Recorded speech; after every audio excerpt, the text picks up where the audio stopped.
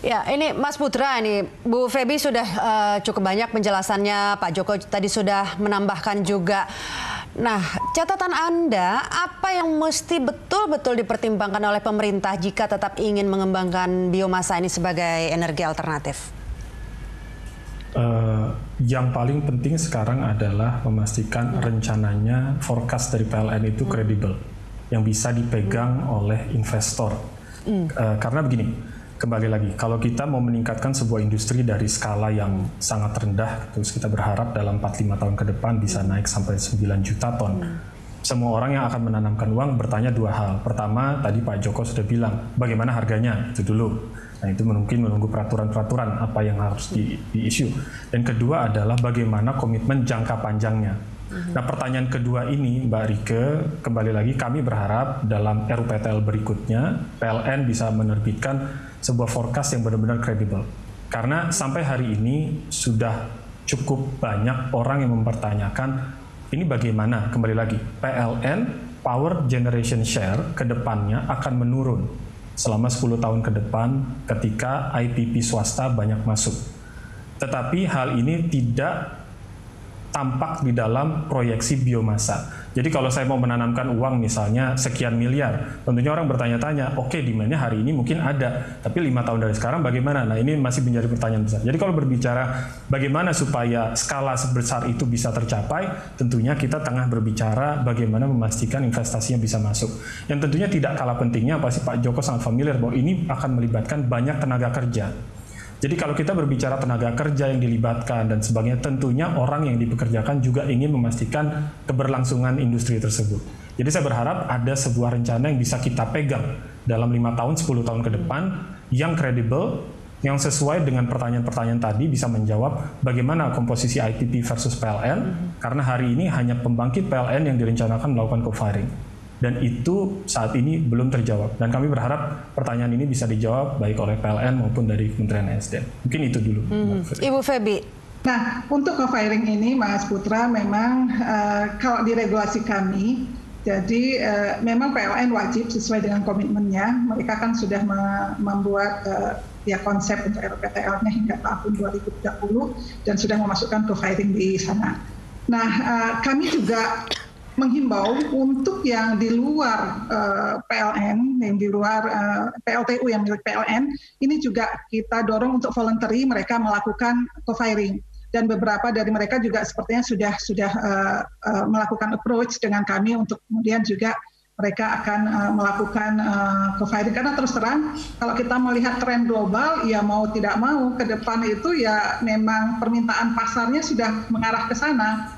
Jadi mereka mungkin nanti secara sukarela akan melakukan sendiri untuk mengurangi penggunaan batu bara ini, gitu. Dan terus terang kita butuh kerjasama semua pihak, butuh koordinasi semua pihak, karena ini melibatkan cukup banyak stakeholder dari hulu hingga hilir. Kalau kami di Kementerian SDM kan mungkin hanya di sisi hilirnya saja ya pemanfaatannya, tapi ini di sisi hulunya juga cukup panjang, bagaimana penyediaan feedstock, bagaimana menjamin keberlangsungan feedstock, kemudian bagaimana harganya supaya terjangkau. Nah, ini menjadi PR besar kita lah, dan mudah-mudahan ya dengan sinergi semua pihak, mudah-mudahan ini bisa kita wujudkan bersama. Terima kasih, Mbak Rike. Iya, Bu Feby, sebagai penutup diskusi kita kali ini mungkin closing statement dari Anda mengenai katakanlah garansi sebetulnya bahwa biomasa ini akan bisa dipastikan oleh pemerintah menjadi energi alternatif dengan catatan-catatan yang sudah disampaikan Mas Putra tadi dan juga keraguan sejumlah pihak.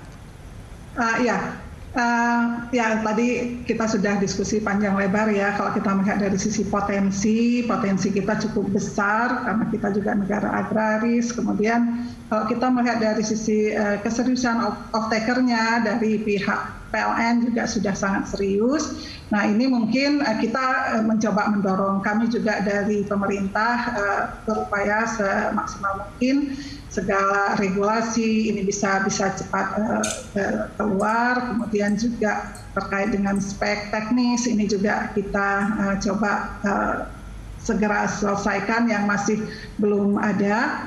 Dan harapan kami memang kita perlu sinergi semua pihak lah, seperti yang tadi saya sampaikan.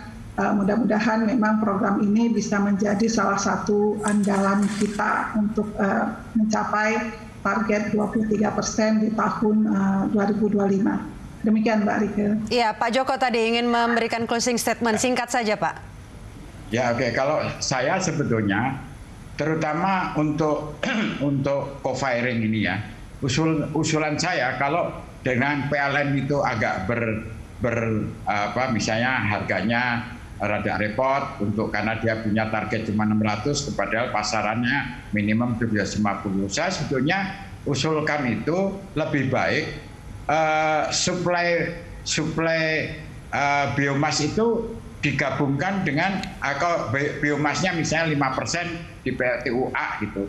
Supplier batubara di PLTUA itu siapa? Kita tinggal mensuplai 5% dari kebutuhan batubaranya, kita ganti dengan biomasa, kita jual kepada suppliernya, karena dengan model begini, itu walaupun dia membayar lebih mahal dari batubara, tapi karena cuma 5%, itu tidak berpengaruh kepada keuntungan yang akan dia juga dapatkan, yang selama ini didapatkan.